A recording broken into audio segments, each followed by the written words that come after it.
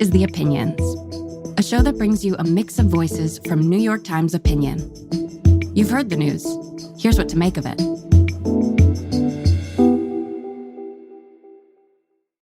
My name is Eric Klinenberg. I'm a professor of sociology at New York University. I've been studying and thinking about heat for a long time. And here we are in September, and there's record-setting heat waves on the West Coast.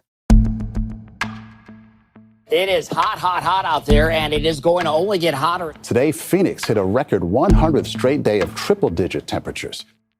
So we are seeing heat waves that come more frequently, last longer, and that reach higher temperatures. And a surprising thing that most Americans don't know is that in this country, in typical years, heat waves kill more people than hurricanes, tornadoes, and floods combined.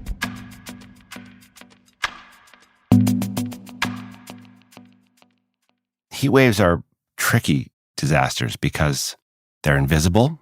Most of us probably have a camera-ready image of a hurricane or a tornado or a flood in our mind. But if you close your eyes and try to picture a heat wave, you probably draw a blank, or maybe you see kids playing in a fire hydrant somewhere, but we can't see the heat.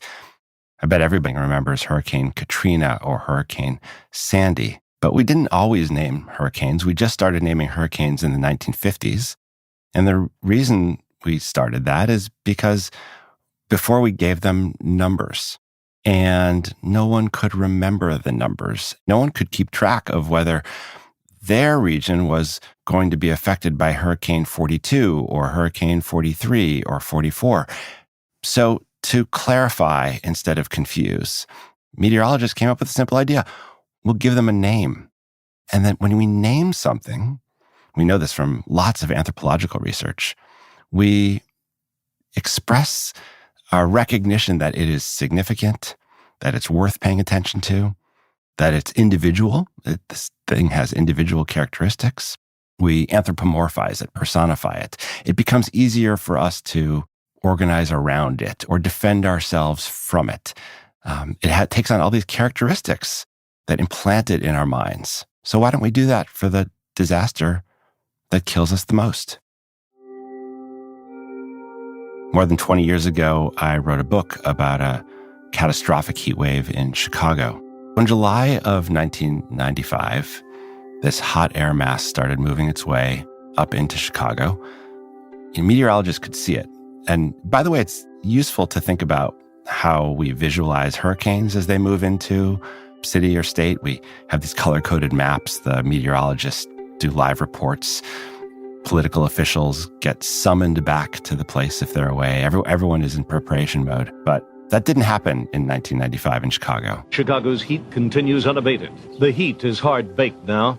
No longer an amusement or a nuisance. It's a full-fledged killer. There was frightening testament to how dangerous this heat wave has become. As busloads of children are overcome by the sweltering temperatures, many rush to hospitals. So the mayor left town, the health commissioner left town, the fire commissioner, who's in charge of paramedics, left for his vacation. So the A-team was gone. The power went out. The temperature hit 106 degrees. It felt like it was 125 because of the humidity. People were trapped. And suddenly, thousands of people started calling for emergency medical care. Paramedics got delayed. Hospitals couldn't take in new patients because the emergency rooms were full. And soon enough, hundreds of people began to die. So many people died in such a short period of time that the coroner's office was overwhelmed. They had no place for the bodies.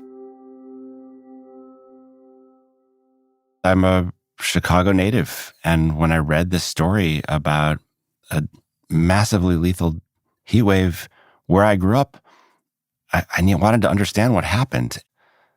So what happens in heat waves is the heat gets trapped into our buildings. If the power goes out, it's impossible to cool down. You might be trapped in a building where the elevator doesn't work, where you can't get water. You might not be able to open your windows, depending on the building you live in. And so after about 36 or 48 hours, people's bodies began to break down from extreme temperatures. You see heat stroke that results in organ failure. And if you are really overheated or really vulnerable, you will die. So it's important to note that heat waves are lethal not only because they're hot, but also because they hit societies where social isolation is a problem. And one reason to name heat waves is because when the heat has a name, we think about it more. We know, oh, heat wave Harvey is here. I should knock on Katrina's door and make sure she's okay. In Sevilla in Spain, they've implemented a new system recently where they code heat waves in terms of their severity, and then the most severe ones get named. And it seems to be the case from the earliest research we have that when you name a heat wave, people take more measures to protect themselves and to protect each other. It comes into our consciousness more strongly. We need to start making all kinds of changes to deal with climate change. And we also need to make changes to deal with extreme heat.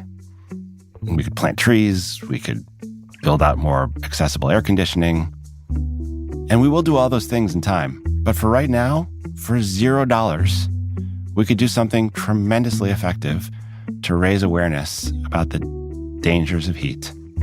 And that's giving heat waves a name.